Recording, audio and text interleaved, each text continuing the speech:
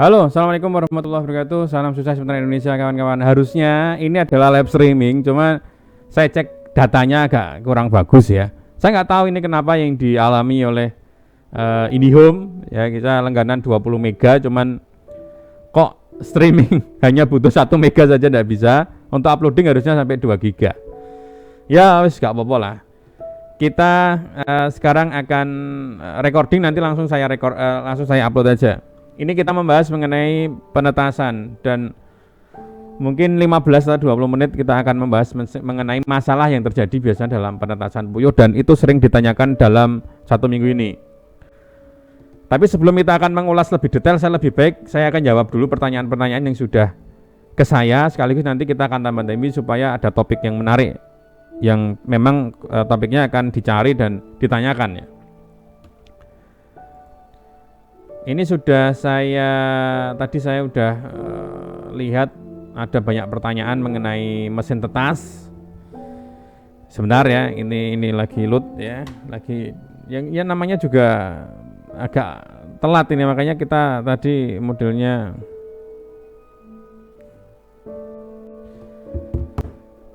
kayak gini. Bentar. Tadi yang ada pertanyaan banyak tadi mana ya? Aduh, saya lupa malah teman-teman. Sebentar. Nah ini, Bang, digeser telurnya berapa kali sehari? Jadi melihat video saya yang menggeser telur itu, jadi hasilnya hidup kan. Jadi teman-teman kalau masalah menggeser telur ya, jadi telur ini kan digeser, ini setelah usia 2 hari. Jadi 1 hari 2 hari dibiarkan saja telurnya, setelah itu baru digeser, dibalik maksudnya. Standarnya bagusnya 4 jam sekali, tapi karena ini manual, misalnya teman-teman hanya punya manual, bisa digeser per 2 kali dalam sehari, tidak masalah. Gesernya pelan-pelan karena bukan telur ayam. Kalau telur ayam kayak gini ya, ini digeser, ini dikasih lambang misalkan, ini dikasih silang atau apa, digeser kelihatan ya. Tapi kalau puyuh kan nggak kelihatan, teksturnya juga nggak putih. Kalau kita kasih spedol pun banyak sekali. Akhirnya kita geser dengan pelan-pelan aja. Pelan-pelan asal digeser aja dengan sentuhan gitu. Lalu Abdul Syahid, Mas, kemarin kan saya sudah lihat videonya pemasangan termostat digital buat lampu, dan saya mau tanya apakah dinamo atau meteran atau motor penggerak rak itu juga harus menggunakan termostat digital untuk mengatur jamnya? Mohon dijawab. Bukan. Jadi kalau misalnya teman-teman menggunakan rak geser itu ada timernya. Timernya biasanya ada yang elektrik, ada yang pakai Arduino. Kalau Arduino udah digital, itu bisa dipakai. Jadi dengan menggunakan biasanya kalau penggerak geser itu biasanya ada switchnya. Jadi digeser, nanti ketika nempel switch dia berhenti berapa menit, settingnya misalnya 4 jam, terus dia geser lagi kena switch dia berhenti, seperti itu biasanya. Dan settingnya 4 jam, dan itu tidak digerakkan oleh termostat, tapi ada mesin sendiri, yaitu timer khusus untuk menggerakkan mesin itu, penggeser. Assalamualaikum, ditunggu model mesin tetas yang barunya. Sudah ada kita mesin tetas yang baru, yang murah, yang menggunakan rak atau box box buah ya John ya. Itu sudah kita upload. Nanti teman-teman bisa lihat videonya.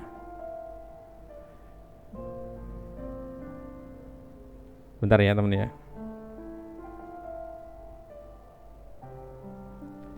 Oke, lanjut. Gimana telur dijual enggak? Telur fertil dijual, cuma ini kan biasanya kalau mendekati lebaran ini kan ekspedisi berlimpah ya. Saya takutnya nanti banyak yang bonyok, banyak yang pecah gitu ya. Untuk pengiriman di Jawa sendiri aman, alhamdulillah nggak ada masalah yang berarti. Kalau yang di luar Jawa agak bermasalah ketika teman-teman jauh dari ekspedisi, karena yang bermasalah ini biasanya kurirnya ya, pengantarnya. Ya, pengantar biasanya kalau jarak tempuhnya jauh, misalkan dari kota atau dari pusat ekspedisi, itu biasanya kan kalau bawa motor ya, ditumpuk-tumpuk. Dan medannya tergantung medannya, tergantung juga psikisnya ekspedisi lagi marah-marah ya ngerti brak-brok gitu. Jadi kalau misalnya teman-teman order, itu pun lebih baik diambil di ekspedisi, kantor ekspedisi. Dan sebelumnya tim kita sih sudah ngasih warning kalau pengiriman nanti ada masalah dan itu bukan tanggung jawab kita gitu. Jadi kalau yang mau mengirim juga harus lihat geografisnya, jarak dengan ekspedisinya. Lalu apakah yang menyediakan bibit puyuh? Ada, silakan WA. Nanti WA-nya di situ yang saya sertakan di yang sudah jalan di bawah. Lalu listriknya beri Stavol aja mas, aja gitu ya, Stavol bisa pakai Stavol biar stabil gitu kan maksudnya. Stavol atau stabilizer itu bisa lah pakai itu.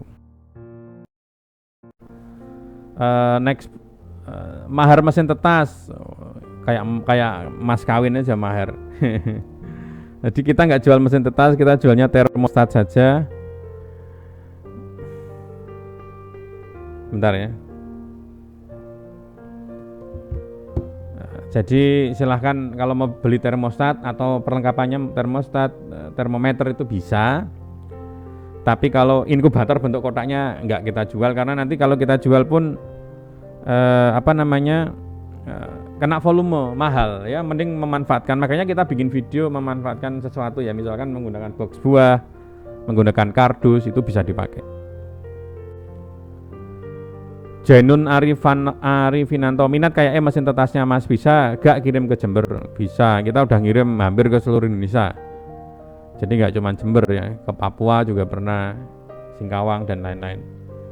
Jadi itu permasalahan mengenai puyuh sebenarnya. Tapi kawan-kawan, yang perlu diperhatikan adalah kalau kita menetaskan puyuh, gunakanlah atau pakailah telur fertil ya, bukan telur dari pasar. Karena kalau telur dari pasar, biasanya kalau pasar ini kan orang beli kan telur konsumsi. Nah, telur konsumsi ya jarang sekali dibuahi, artinya tidak ada pembuahan. Telur itu hasil dari sentrat, dari makanannya. Syarat pertama adalah itu, telur itu harus telur fertil atau telur dari perkawinan.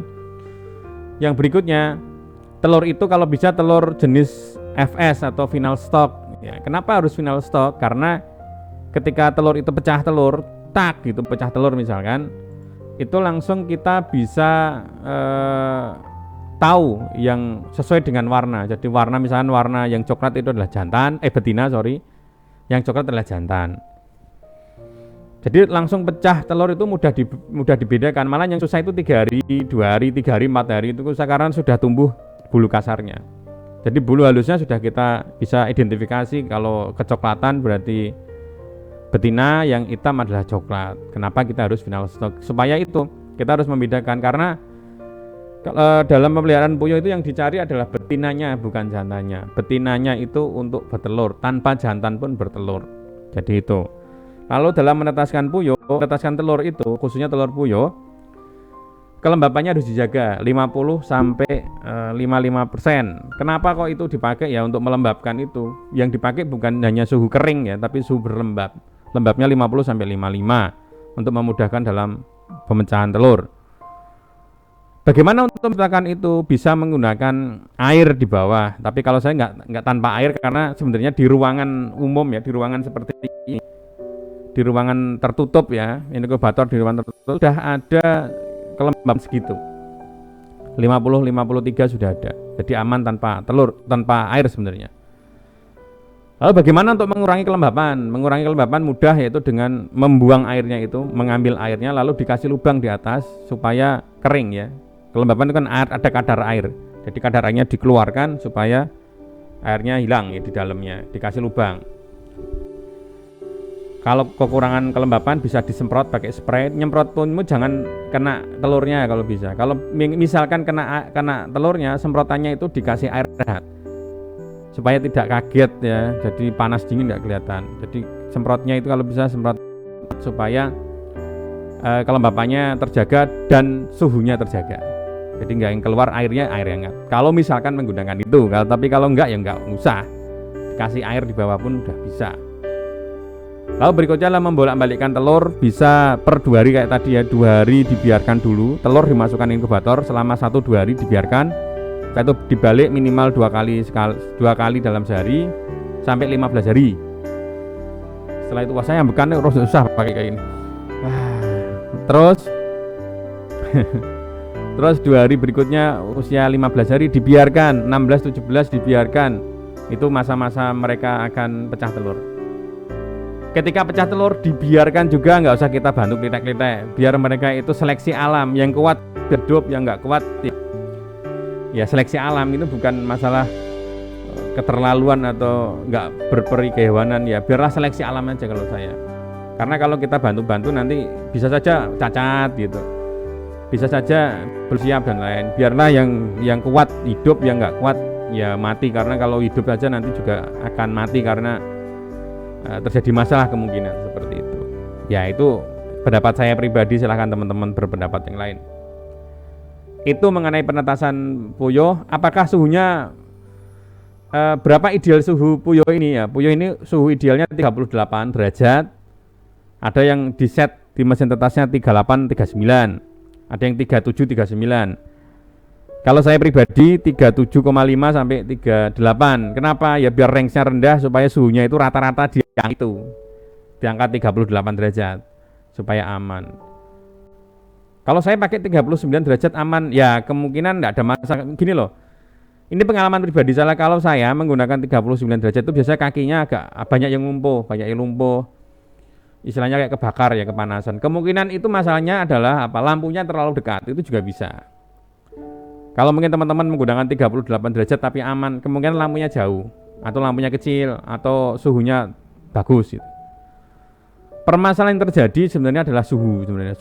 Suhu dengan sumber suhu itu ya. Misalkan sumber suhu itu dekat dengan kipas panas ya, misalkan pakai pemanas lalu ada kipas, nah itu dekat dengan itu.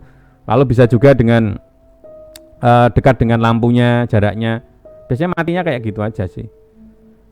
Nah makanya yang paling bagus adalah sebenarnya yang ideal itu lampu atau pemanas dikasih kipas kecil aja, kipas DC, supaya suhunya itu merata ya, panasnya rata gitu, bukan tersentralisasi dalam satu titik.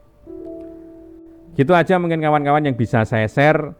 Sebenarnya saya pengen live streaming ya, cuman ya gimana ya, karena problem data ini agak nggak tahu, siang-siang kayak gini sering ngedon ya. Jadi gitu aja kawan-kawan, semoga ini bermanfaat. Kalau saya salah kata dimohon maafkan, mungkin senior-senior yang lebih paham bisa koreksi teori saya atau bisa komen untuk menambahi keterangan saya. Yang masih punya masalah boleh komen, tapi jangan lupa subscribe dulu, loncengnya ditekan supaya dapat notifikasi pemberitahuan gratis dari kita. Kita live ya, nanti dikasih beritahu. Gitu aja kawan-kawan, jangan lupa follow juga Instagram kita _puyuh_ndok. Jangan balik ya, ndok puyuh nanti orang lain. _ndok.